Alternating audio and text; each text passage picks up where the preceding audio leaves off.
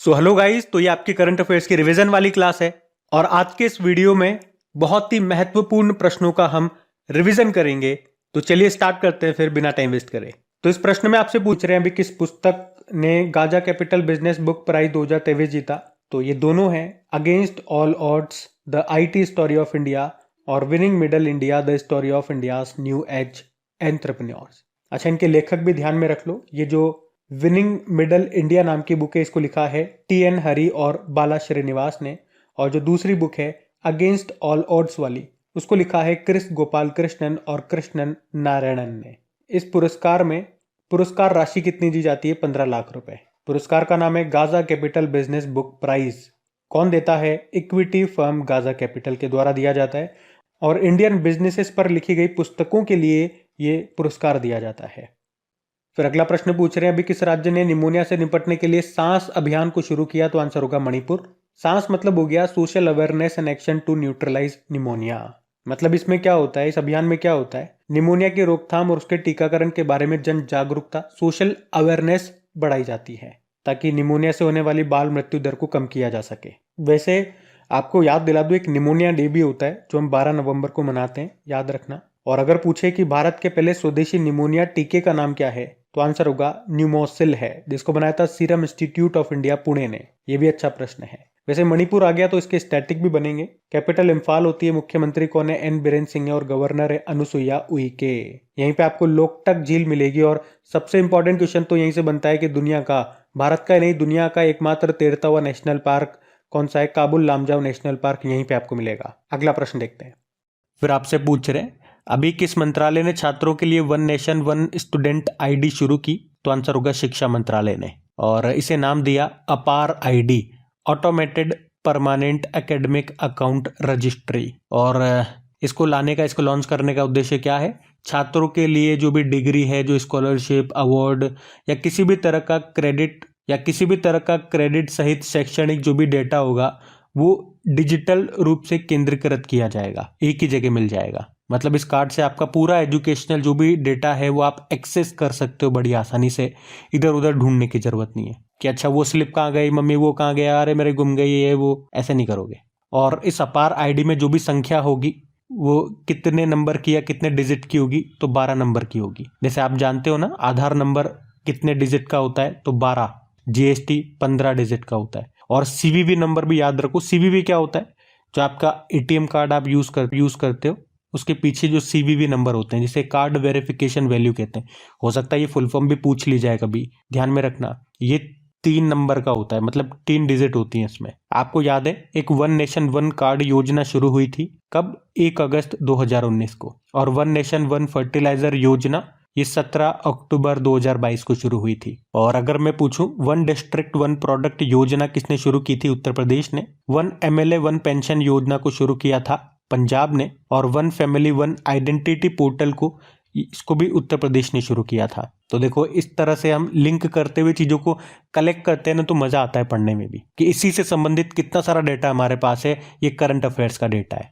चलो अगला प्रश्न देखते हैं। अभी बथुकम्मा महोत्सव कहाँ पे मनाया गया? तो आंसर होगा तेलंगाना में मनाया जाता है बथुकम्मा फेस्टिवल। ये तेलंगाना का एक लोकप्रिय महोत्सव है, फूलों का त्योहार भी इसको आप कहते हो। और तेलंगाना में बोनालू उत्सव भी मनाया जाता है। अगला प्रश्न देखते हैं।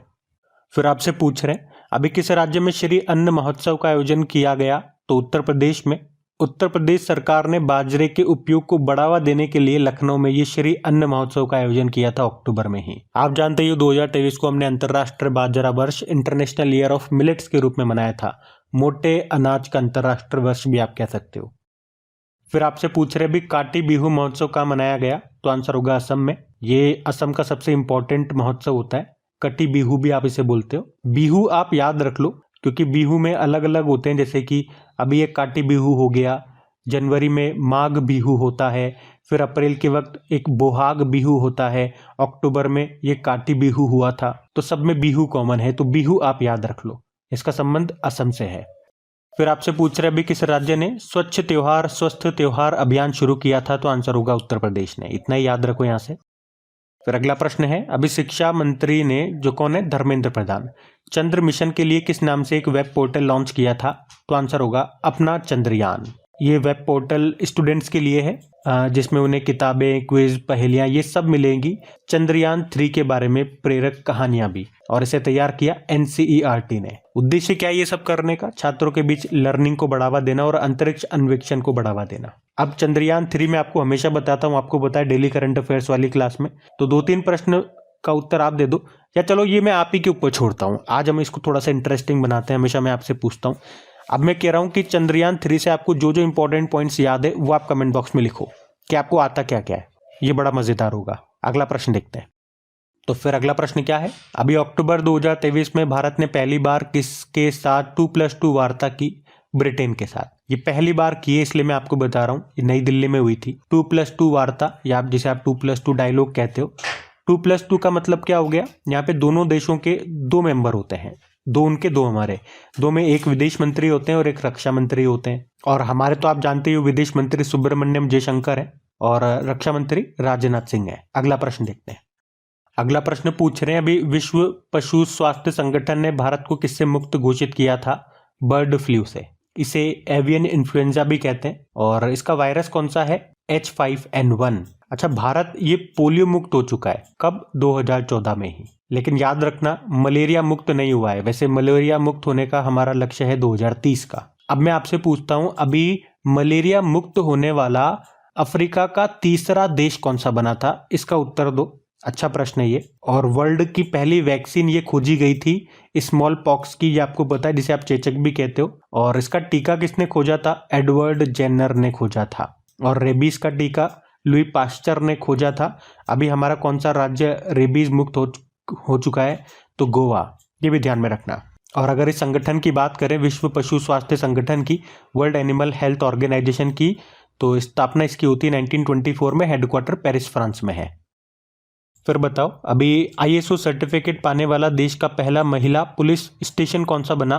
भोपाल का। जो भोपाल का महिला पुलिस थाना है मध्य प्रदेश में, यह ISO द्वारा प्रमाणित होने वाला देश का पहला महिला पुलिस थाना बन गया है। ISO मतलब होता है इंटरनेशनल ऑर्गेनाइजेशन फॉर स्टैंडर्डाइजेशन। और ये ISO सर्टिफिकेट अगर आपसे पूछे कितने सालों के लिए जारी किया जाता है, तो 3 सालों के लिए।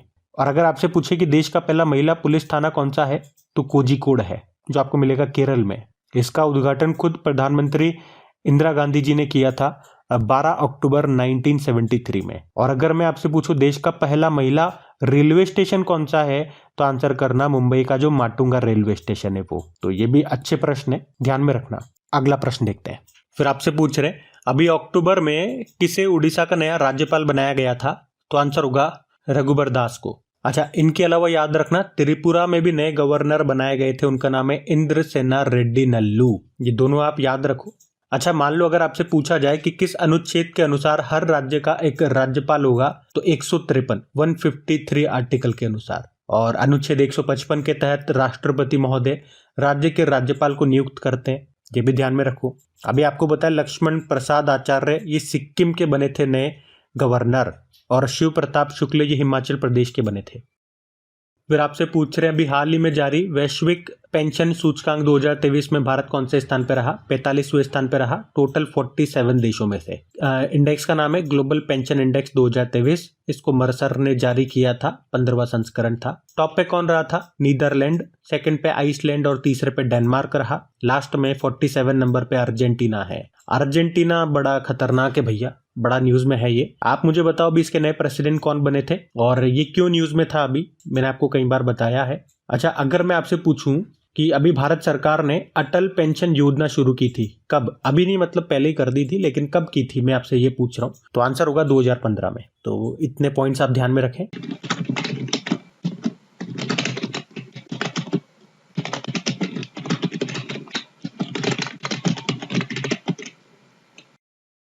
फिर अगला प्रश्न है अभी हाल ही में a democracy in retreat revisiting the ends of power नाम की बुक को किसने लिखा? अश्विनी कुमार ने लिखा है। ये हमारे पूर्व कानून मंत्री हैं। अच्छा, कानून मंत्री से एक बढ़िया प्रश्न बनता है आपके लिए, अभी वर्तमान में कानून मंत्रालय किसके पास है या कानून मंत्री कौन है? आप में से कौन बताएगा इसका उत्तर क्या है? हम अगला प्रश्न देखते हैं। अगला प्रश्न है किस मंत्रालय ने पाट मित्रो एप्लीकेशन को लॉन्च किया? तो आंसर होगा वस्त्र मंत्रालय, टेक्सटाइल मिनिस्ट्री। तो अभी कपड़ा मंत्रालय ने जूट किसानों की सुविधा के लिए ये पाट मित्रों नाम से एक एप्लीकेशन को लॉन्च किया है और इस एप्लीकेशन को भारतीय जूट निगम ने तैयार किया है। और इस एप्लीकेशन का मुख्य उद्देश्य क्या है? जूट किसानों को एमएसपी यानी कि मिनिमम सपोर्ट प्राइस और कृषि विज्ञान के बारे में महत्वपूर्ण जानकारी प्रदान करना। 6 भाषाओं में ये एप्लीकेशन उपलब्ध रहेगी। जैसे हमारे कपड़ा मंत्री कौन है? पीयूष गोयल हैं। और टेक्सटाइल से एक प्रश्न और याद रखना है आपको कि भारत टेक्स 2024 का आयोजन होगा भारत में, नई दिल्ली में, और ये दुनिया का सबसे बड़ा टेक्सटाइल शो होने वाला है। फिर अगला प्रश्न है, इंडिया स्किल्स रिपोर्ट 2024 के अनुसार भारत में काम करने के लिए सबसे पसंदीदा राज्य कौन सा है? तो आंसर होगा केरल। केरल जिसकी कैपिटल तिरुवनंतपुरम होती है, मुख्यमंत्री पिनाराई विजयन है और गवर्नर है आरिफ मोहम्मद खान। अगला प्रश्न क्या है, अभी हाल ही में कितनी भारतीय विरासत परियोजनाओं को यूनेस्को एशिया प्रशांत पुरस्कार 2023 से सम्मानित किया गया? तो आंसर होगा 6 को। अब वो 6 विरासतें कौन कौन सी और कौन सा सम्मान मिला, ये लिस्ट मैंने आपके सामने लगा दी। एक बार मैं रीड भी कर देता हूँ जो इंपॉर्टेंट मुझे लगते हैं। जैसे कि उत्कृष्टता का पुरस्कार ऑर्डर ऑफ एक्सीलेंस ये मिला अमृतसर के रामबाग गेट को, ये आप जरूर याद रखना। और ये हरियाणा के गुरुग्राम वाला भी ध्यान रख लो और ये पंजाब की पीपल हवेली वाला भी ध्यान रख लो। एक बार सारे ही रीड कर लो, लिस्ट आपके सामने है। वैसे तो इस साल 3 देश हैं, भारत, नेपाल और चीन, इसकी 12 विरासत परियोजनाओं को ये पुरस्कार दिया गया, लेकिन हमारे एग्जाम पॉइंट ऑफ व्यू से तो भारत का ही इंपॉर्टेंट है, तो वही मैं आपके सामने लेकर के आया हूँ। अच्छा, यूनेस्को की बात करें, स्थापना होती है 1945 में। इसका हेडक्वार्टर कहाँ है? पेरिस, फ्रांस में है। और आप लोग मुझे बताना अब कि हमारी जो 42 नंबर की वर्ल्ड हेरिटेज साइट है वो कौन सी है? 42 वाली बताओ, 41 वाली बताओ और 40 नंबर वाली बताओ, कौन कौन सी और कहां पर है। फिर अगला प्रश्न पूछ रहे हैं कि वर्ल्ड हेल्थ ऑर्गेनाइजेशन ने कोरोना वायरस के लिए अभी किस नए रूप को वेरिएंट ऑफ इंटरेस्ट घोषित किया? तो आंसर होगा JN1। और JN1 ये कोरोना वायरस के ओमिक्रॉन वेरिएंट का सब वेरिएंट है। और अभी इसका पहला मामला भारत में देखोगे तो केरल में आया था, और दुनिया में इस वेरिएंट का पहला मामला ये अमेरिका में देखने को मिला था। तो सिंपल सा याद रखना है JN1। और क्या घोषित किया? वेरिएंट ऑफ इंटरेस्ट इसे घोषित किया है। वेरिएंट ऑफ इंटरेस्ट का मतलब हो गया, मतलब ये इतना गंभीर तो नहीं है, इतना सीरियस तो नहीं है, लेकिन फिर भी इसे नजरअंदाज नहीं कर सकते, हमें इस पर नजर रखनी होगी। एक होता है वेरिएंट ऑफ कंसर्न, मतलब ये अत्यधिक गंभीर स्थिति में होगा, उससे मौतें हो रही होंगी, बहुत आर्थिक नुकसान हो रहा होगा और उसकी संक्रामक क्षमता भी बहुत तेज होती है, तो फिर उसे वेरिएंट ऑफ कंसर्न की श्रेणी में डाला जाता है। वर्ल्ड हेल्थ ऑर्गेनाइजेशन की बात करें, स्थापना होती है 7 अप्रैल 1948 को। 7 अप्रैल को इसीलिए हम वर्ल्ड हेल्थ डे मनाते हैं। हेडक्वार्टर है जेनेवा, स्विट्जरलैंड में और सेक्रेटरी जनरल है टेड्रोस अधानोम। फिर अगला प्रश्न क्या है, अभी संसद के द्वारा पारित राष्ट्रीय दूरसंचार विधेयक 2023 ये किस कानून को प्रतिस्थापित रिप्लेस करेगा? तो आंसर होगा भारतीय टेलीग्राफ अधिनियम 1885। तो अभी संसद ने ये राष्ट्रीय दूरसंचार विधेयक नेशनल टेलीकॉम बिल 2023 को पारित कर दिया, और इसे संसद में पेश किसने किया था? हमारे जो IT मंत्री हैं अश्विनी वैष्णव ने। और ये कानून किसको रिप्लेस करेगा? याद रखना, भारतीय टेलीग्राफ अधिनियम 1885 को।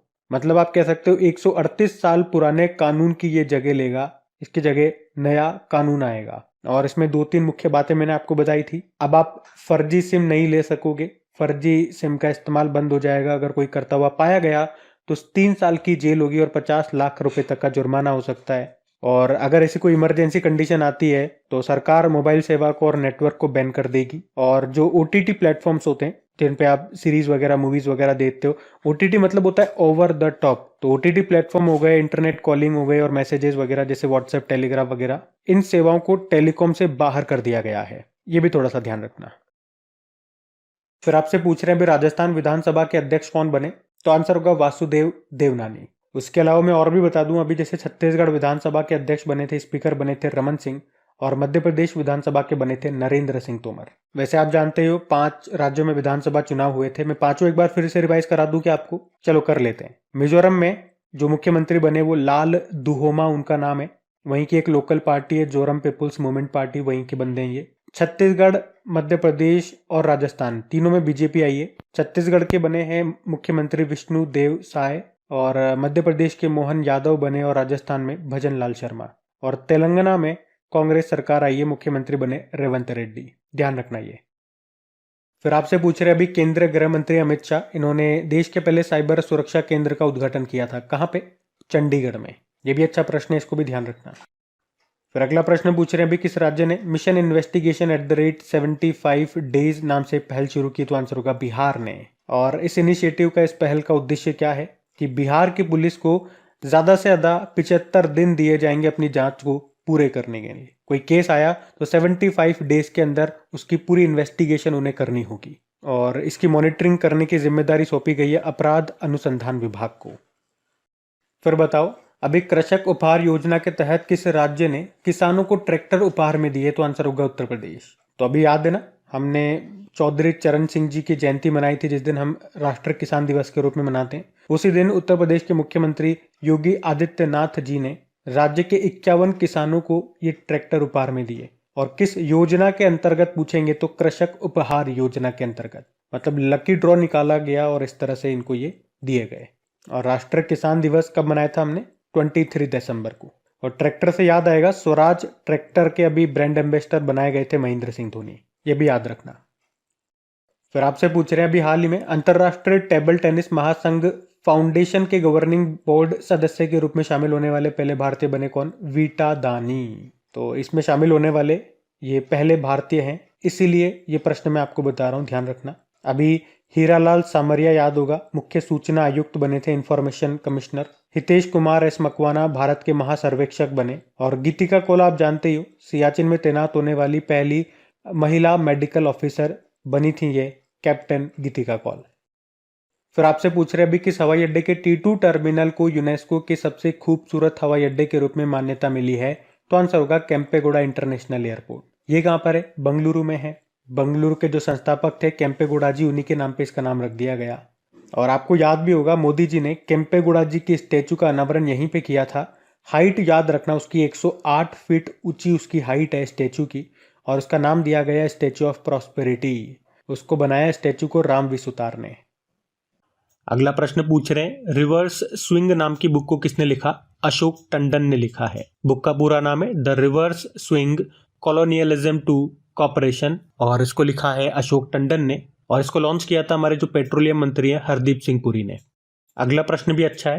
अक्टूबर 2023 में नासा ने किस क्षुद्र ग्रह के अध्ययन के लिए अंतरिक्ष यान लॉन्च किया था? तो ऑप्शन में देखो, आंसर आ जाएगा आपको साइकी, इसका उत्तर होगा। क्षुद्र ग्रह यानी कि एस्टेरॉइड। और ये जो साइकी नाम का एस्टेरॉइड है, ये बहुत कीमती माना जाता है। इसमें कई सारा लोहा, निकल और सोना हो सकता है। और इसी की स्टडी के लिए नासा ने ये मिशन शुरू किया था, जिसका नाम साइकी रखा था इन्होंने। अच्छा, एस्टेरॉइड बेल्ट ये कहाँ पे पाई जाती है? तो ये मंगल यानी कि मार्स और बृहस्पति, जुपिटर, मार्स और जुपिटर के बीच में पाई जाती है। जुपिटर याद रखना, ये हमारा सबसे बड़ा ग्रह है। और रिंग प्लेनेट किसे कहते हैं? शनि को, सैटर्न को कहते हैं। वैसे सूर्य का सबसे नजदीकी ग्रह कौन सा है? मरकरी है, बुध है। पर सबसे गर्म कौन सा है? वो मरकुरी नहीं है, वो वीनस है, शुक्र, जिसे सांझ का तारा या भोर का तारा भी कहते हैं, यानी कि इवनिंग स्टार और मॉर्निंग स्टार। क्यों कहते हैं? क्योंकि सुबह सुबह आप देखोगे ना, तो ये आपको लास्ट तक दिखता है और शाम को भी सबसे पहले यही दिखता है, क्योंकि ये सबसे ज्यादा गर्म है। और अगर ये प्रश्न पूछे आपसे,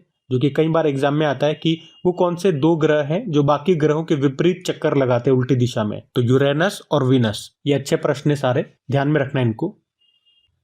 अगला प्रश्न पूछ रहे हैं कि प्रधानमंत्री नरेंद्र मोदी ने इसरो को कब तक एक स्वदेशी अंतरिक्ष स्टेशन स्थापित करने का लक्ष्य रखा? ये भी अच्छा प्रश्न है, ध्यान से सुनना इसको। एक्चुअली में मोदी जी ने भी इसरो को 2 लक्ष्य दिए थे, जिसमें से एक लक्ष्य था कि हमारा खुद का स्पेस स्टेशन बनाना है। कब तक लक्ष्य दिया? 2035 तक बनाना है। और दूसरा लक्ष्य है कि हमें मानव को चांद पर भेजना है। कब तक? 2040 तक। ये दोनों आपको याद रखने हैं भैया। वैसे हमारा ऊर्जा स्वतंत्र बनने का लक्ष्य कब का है, वो भी याद रखो, 2047।